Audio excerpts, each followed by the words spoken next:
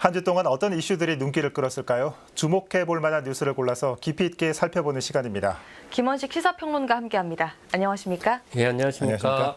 네, 한 주간에 많은 이슈들이 있었습니다. 어떤 이슈들이 주목을 받았습니까? 네, 아무래도 지금 이제 코로나 확산세가 만만치가 않습니다. 이제 그 가운데에서도 지금 가장 이슈가 되는 것이 소아 청소년들의 백신 접종입니다. 근데 학부모 단체가 청와대에서 소아 청소년에게 예방 접종을 맞게 하면 안 된다라고 하는 시위를 벌였거든요. 근데 이건 논란이 있습니다만은 미국과 캐나다, 일본에서는 예방 접종을 이제 시행을 하고 있고요. 일본 같은 경우는 뭐 60% 이르는 등 우리보다 굉장히 높은 상황입니다. 그리고 뭐 기저질환이 있는 경우는 굉장히 위험하기 때문에 예방 접종을 굉장히 검토를 해야 되겠지만은 전반적인 상황을 봤을 때는 무조건 접종하지 말아야 된다. 이렇게 주장하는 건 좀 위험할 수 있겠다는 생각이 듭니다. 그렇습니다. 자, 코로나와 관련된 이슈 오늘도 좀 짚어볼 텐데 먼저 다른 이슈를 살펴보도록 하겠습니다. 서울시는 내년부터 3급 이상 고위 공직자에 대해서 강화된 도덕성 검증 시스템을 도입하기로 했습니다. 새로운 시스템이 도입되면 다주택을 보유한 서울시 고위공직자는 승진에서 배제되고 주택, 부동산 관련 업무도 맡을 수 없게 됩니다. 자세한 이야기 이어나가겠습니다. 네, 평론가님, 3급 이상 고위공직자에게 적용되는 이 3단계 도덕성 검증 시스템에 대해서 설명부터 좀 해주시죠. 그렇습니다. 이제 1단계 같은 경우는 일종의 자기 이제 검증이라고 해야 될까요? 자기 스스로 체크리스트를 한 다음에 이제 작성을 하게 됩니다. 그것을 이제 위원회에 이제 제출하게 됩니다. 이른바 감사위원회에 제출을 해서 여기에서 2차 검증을 실시를 하게 되는 것이죠. 그래서 인사위원회에서 검증한 다음에 뭔가 이제 이상하다. 아니면 뭔가 이건 설명이 필요하다라는 경우에는 일정 정도 소명의 기회를 주는 것까지 포함을 하게 됩니다. 여기에서 이제 주택의 보유 현황 같은 것을 이제 검토를 하게 되는데 아무래도 지금 부동산에 관련된 이슈가 굉장히 크지 않습니까? 국민들도 민감하기 때문에 그런 면에서 특히나 다주택자에 관련돼 가지고 초점이 맞춰져 있고 또 위장 전입 여부도 굉장히 중요하지 않습니까? 왜냐하면 투기 여부를 판가름할 수 있기 때문에 이것도 이제 금지하고 있는데 이 점을 또 보겠다는 거고 또 지금 현재 또 계속 문제가 되고 있는 음주운전에 관련된 전력이 있는지 음주운전뿐만이 아니고 그 외에도 범죄 경력을 또 검증하겠다. 또 여기에 세금 체납과 탈루도 초점을 맞추겠다는 건데 이 세금 문제 같은 경우는 아마 고의성에 더 초점을 맞추겠다. 그러니까 피치 못하게 제대로 안 내는 경우도 있거든요. 그런 경우 빼고 상습적인지를 이제 검토하겠다 이렇게 밝히고 있는데 어쨌든 아무래도 말씀하신 것처럼 주택 문제가 이제 크게 이슈가 되고 있는 그런 상황이라고 볼 수가 있겠습니다. 자, 그런데 이 기준은 외부에서 영입하는 개방형 공무원에게도 적용한다고 들었습니다. 자격이 미달되면 뭐 신규 임용, 재임용이 불가능해지는 건데 어떻습니까? 이런 인사 체계가 도입된 배경 어디에 있을까요? 아무래도 지금 현재 부동산 가격이 굉장히 폭등하고 있는 그런 상황이었고요. 또 한편으로는 좀 약간 고위공직자들의 내로남불 혹은 좀 위선적인 측면들이 있었습니다. 예를 들면 최근 가까운 SH공사 후보자 같은 경우에는 평소에 다주택자에 대해서 굉장히 비판적인 입장을 이제 보였었는데 결과적으로 본인이 다주택자였었고 심지어는 이 서민들의 주거 공간에 관련된 정책을 기획하고 집행해야 될 SH공사 수장으로 임명이 되겠다고 또 자랑스럽게 청문회까지 응했다가 청문회에서 오히려 거꾸로 소상하게 다 그 진실이 밝혀지게 되면서 낙마하게 되는 상황이 벌어졌거든요. 그렇기 때문에 서민들의 주거 공간을 책임지는 공무원이 오히려 그런 식으로 이제 위선적인 어떤 태도를 보였을 때 그거는 정말 서울시정에 대한 신뢰를 잃게 만들 거거든요. 그렇기 때문에 이런 것들을 원천 차단하기 위해서 이런 이제 청렴성, 결백성 그리고 특히 주택 문제에 관련돼 가지고 좀 더 깨끗한 그런 인물들을 고위공직자로 승진시키는 것이 맞다라고 하는 어떤 분위기에 맞춰가지고 이런 이제 오세훈 시장의 이제 공약이 나오지 않았나 이렇게 생각이 듭니다. 네, 그런데 피치 못할 사정으로 2주택 이상 보유한 사례도 분명히 있을 겁니다. 이에 대한 어떤 예외 적용도 받을 수 있을까요?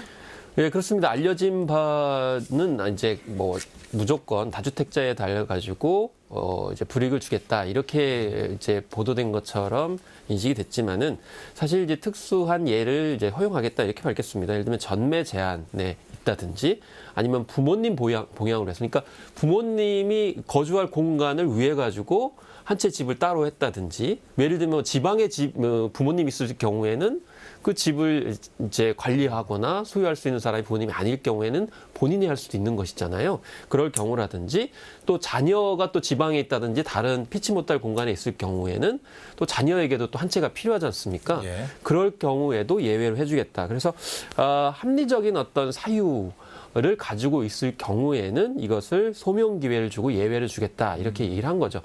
중요한 거는 사실은 이 인사 검증 시스템을 하겠다는 이유가 오세훈 시장도 언급을 했지만은 부동산 투기와의 전쟁을 벌이겠다 이렇게 네. 얘기를 한 거거든요. 그렇기 때문에 투기성 어떤 그런 조치가 아니라고 하면은 그런 부분에 있어서는 인사상으로 잘 반영해 주는 것이 이제 무엇보다도 객관적이고 합리적이라고 볼 수가 있겠습니다.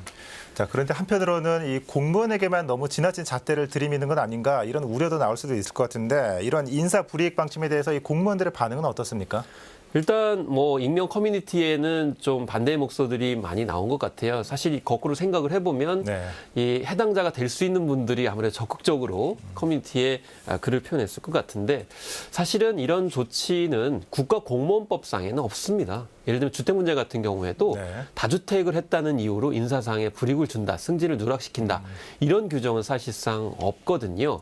그리고 한편으로는 오세훈 시장이 능력 중심으로 승진하겠다 이렇게 엄명을 한 적이 있거든요. 근데 능력은 있는데 이 다주택일 경우에 그럼 인사에서 배제하겠다는 거냐라고 해서 약간 모순이 이제 있을 수 있는 그런 상황이기 때문에 이런 점을 지적하고 또 공무원들은 단지 주택이 이 두 채 이상이라는 이유만으로 배제하는 네. 것은 오히려 이 재산권 침해가 될 수 있다 이렇게 주장을 하기도 있고 또 한편으로는 이 어떤 활력 또 인센티브가 좀 떨어지게 된다라는 지적까지도 당연하게 나오고 있어서 한편으로는 거꾸로 뭐 공무원들이 다 다주택자인 건 아니거든요. 그렇기 때문에 아마 다주택이 아니신 분 혹은 소위 말해서 부동산에 그렇게 전력하지 않으신 분들 같은 경우는 아마 조치를 이제 반가워하지 않을까 이렇게 또 반대로 생각해 볼 수도 있겠습니다. 네, 그러면 평론가님이 보시기에 이번에 이렇게 시행한 이번 조치가 공직사회 신뢰를 높이는 데 효과가 있을 것이라고 전망하십니까? 일단 이 조치가 사실은 특히 부동산 같은 경우 초점이 많이 됐는데 처음 시도하는 건 아니거든요. 이 전주시에서도 다주택제에 관련돼 가지고 조치를 이제 취한 적이 있고 경기도 같은 경우에도 조치를 취한 적이 있습니다. 특히 경기도 같은 경우는 아예 불이익을 주겠다 이렇게 얘기를 했어요. 예. 전주시 같은 경우는 아예 불이익을 주겠다 이렇게 얘기한 건 아니고 승진해서 제외시킬 수도 있다 이렇게 얘기를 했거든요. 그래서 똑같은 어떤 문제의식을 가지고 있다 하더라도 아다르고 어다르다고 볼 수 있는데 인사상의 불이익을 주겠다, 뭐 승진을 못하게 하겠다 이런 식으로 너무 강력하게 얘기를 하다 보니까 오히려 그 합리적이고 이제 객관적인 예외 규정을 둬가지고 판단하겠다라는 부분들이 좀 강조가 됐어야 되는데 너무 이제 부정적인 측면만 강조된 측면이 있다고 생각이 들어요. 그래서 범죄에 관련돼서는 당연히 인사상에 반영이 돼야 되겠지만 주택 문제 같은 경우에는 오히려 그것을 이제 건전하게 잘 운영한 공무원을 더 배려한다. 성진에 더 고가를 반영할 수 있다. 이렇게 접근했어야 되는데 너무 다주택자만 부각하다 보니까 오히려 이 역풍에 시달릴 수도 있겠지 않나 이런 생각이 듭니다. 네, 그러게요. 이번 조치로 뭐 시민들의 공직자에 대한 또는 네. 부동산 시장에 대한 신뢰도가 얼마나 올라갈지는 좀 의문입니다. 그렇습니다. 네, 다음 이슈 살펴보도록 하겠습니다. 변이 바이러스인 오미크론에 대한 우려와 함께 서울 지역의 코로나19 확산세가 심상치 않습니다. 서울에서만 연일 1,000명 이상의 확진자가 나오고 있는데요. 정부는 4주간 특별 방역 대책을 시행하기로 했습니다. 관련 이야기 이어나가겠습니다. 네. 자, 이 코로나 상황이 정말 심상치가 않습니다. 급속히 늘고 있는데 위드 코로나 이후에 얼마나 상황이 심각해지고 있는 겁니까?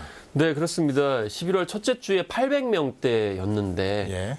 지금 현재 뭐 1,000명대로 훌쩍 넘고 2,000명대를 넘는 그런 모습을 보여주고 서울 있습니다. 기준이죠? 예, 예. 서울 기준입니다.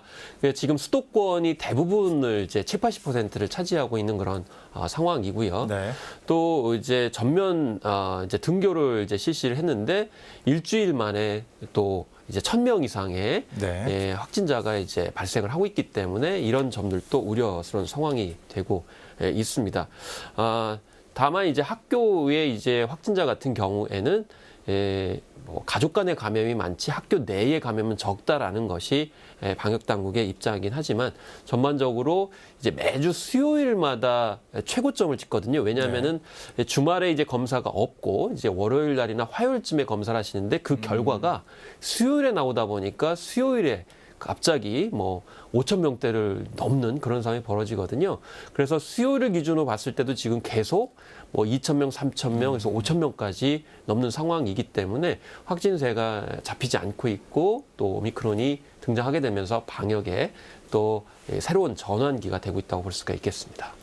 네, 앞서 잠깐 말씀해 주셨지만 지난 11월 22일 서울 지역 전면 등교가 실시된 이후에 코로나19 확진 판정을 받은 학생만 1,000명이 넘는 상황입니다. 그런데 아직까지 청소년 백신 접종에 대한 찬반 의견은 좀 분분한 상황인데 이런 상황에서 등교 수업이 좀 계속해서 지속될 수 있을 것이라고 보십니까? 일단 방역 당국 입장에서는 비상 상황이 되어도 계속 전면 등교를 하겠다라는 입장입니다. 그 이유는 가족 간 감염이 많고 학교 내 감염은 오히려 줄어들고 있다라는 그런 통계 결과에 따른 것이거든요. 그리고 만약에 비상 계획을 발동을 한다 하더라도 이 일부 어떤 대형 학교 그다음에 이제 밀접 학급이 많은 그런 곳일수록 3분의 2로 인원수를 조정하겠다. 그래서 그때도 효과가 없게 되면 다시 또 일반 학교까지도 3분의 2로 이제 밀접도를 줄이겠다. 이렇게 하면서도 결국에는 계속 전면 등교를 추구를 하고 특히 특수학교 등에 있어서도 이 돌봄 서비스를 계속 제공하겠다는 그래서 정면 돌파 의지를 밝히고 있는 그런 상황입니다.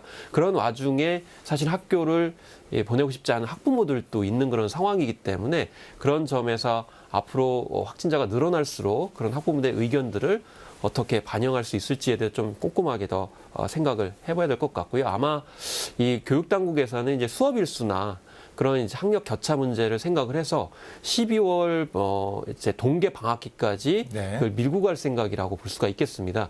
그때까지 이 학교에서의 어떤 방역 수칙들을 잘 지켜 나가는 거 이런 것들 꼼꼼하게 하면서도 이 학부모에 대한 그런 불신감 내지는 불안감들을 어떻게 해소할 것인지 여기에 투명하게 좀 대응할 필요성이 있겠습니다. 또 한편 정부는 새로운 방역 대책을 발표했는데 그 주요 내용은 무엇입니까? 일단 지금 확진세를 봤을 때 일상 회복 2단계 전환은 불가능하다 이렇게 이제 잠정적으로 이야기를 했습니다. 그런데 사실 지금 방역 당국에서 검토할 수 있는 조치가 그렇게 많지가 않은 그런 상황이거든요. 그런 상황 속에서 일단 병상을 해소하기 위해서 결국에는 이 자가 이제 치료를 확대하겠다 이런 입장을 밝혔습니다. 물론 이 의료 전문가들은 좀 우려를 표하고 있습니다. 왜냐하면 의료 인력들이 전반적으로 케어를 하지 못하는 그런 상황이 벌어질 수가 있겠고요. 그런 데 있어서 좀 불안감을 해소해야 될 과제가 있고 또 무엇보다도 이제 당국에서 초점을 맞추고 있는 것은 부스터샷, 그러니까 추가 접종률을 높이는 것입니다. 지금은 거의 6~7%밖에 추가 접종이 안 이루어지고 있기 때문에 이걸 어떻게 더 높이느냐. 그리고 12세에서 17세까지 청소년 소아의 접종 완료율을 높이는 거. 우리나라가 지금 16%, 17% 정도 되는데 일본보다도 굉장히 낮은 측면이 분명히 존재하고요. 그래서 4주간 특별 방역 대책을 마련하겠다고 했는데 결과적으로 여기에서도 매만질 수 있는 수단은 결국 이 모임 인원, 사적 모임 인원을 몇 명으로 할 거냐, 그리고 사람들이 많이 이용하는 식당이나 카페를 어느 정도 시간까지 할 거냐, 이런 정도 수준이기 때문에 이런 것을 어떻게 다시 또 이전처럼 되돌리느냐의 문제가 여전히 또 과제가 될 거라고 생각이 듭니다. 그럼 지금까지 서울시의 코로나19 상황에 대해서 이야기를 나눠봤는데 그럼 종합적으로 정부와 서울시의 방역 대책에 대해서 어떻게 평가하십니까? 사실 지금 위드 코로나 정부에서는 단계적 일상 회복이라고 했는데 좀 타이밍이 아쉽습니다. 왜냐하면 지금 계절이 사람들이 많이 실내에 몰리는 겨울로 갔고 또 부스터샷 접종이 필요한 고령층 인구가 굉장히 많은 상황이었고요. 그런 상황 속에서 소아 청소년용 그 백신 접종도 덜 된 상태에서 단계적 일상으로 갔거든요. 사실 아쉬웠던 건 좀 타이밍을 약간 늦추거나 그런 선언을 좀 덜 했어야 되는데 선거가 이제 앞두고 있는 그런 상황이기 때문에 아무래도 이 단계적 일상 회복을 섣부르게 하지 않았나 이런 생각이 들어요. 그래서 선거라는 변수가 있기 때문에 선거를 염두하지 않고 방역 관점에서 철저하게 대비하고 대응하는 또 선제적인 노력을 하는 것이 어느 때보다도 좀 긴요한, 긴박한 상황이 아닌가 싶습니다. 네, 시기적으로 좋지 않았던 일상 회복이 좀 아쉬운 부분이다 이렇게 말씀해 주셨습니다. 자, 지난 2년간 고생한 우리 의료진과 국민들의 노력이 헛되지 않도록 방역 당국은 물론 개인들도 더욱 철저한 관리가 필요하겠습니다. 지금까지 서울시 고위공무원의 인사 시스템 변화와 서울의 코로나19 현황에 대해 김원식 평론가와 함께 살펴봤습니다.